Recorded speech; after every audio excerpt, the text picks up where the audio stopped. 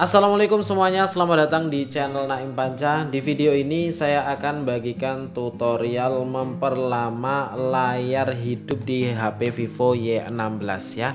Kalau untuk pengaturan default biasanya untuk HP Vivo Y16 ini kalau dibiarkan saja terus-menerus maka secara otomatis akan mati dalam beberapa detik saja.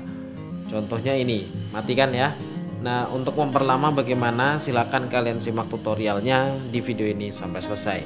Untuk langkah pertama, silakan kalian bisa langsung buka menu pengaturan. Kemudian kalian bisa langsung masuk ke tampilan dan kecerahan. Selanjutnya di sini ada waktu tunggu layar, silakan kalian buka saja langsung dan kalian pilih berapa menit atau berapa detik lagi kalian ingin memperlama untuk layar hidup di HP Vivo Y16. Contoh 5 menit ya, agar nggak sering cepat mati seperti itu.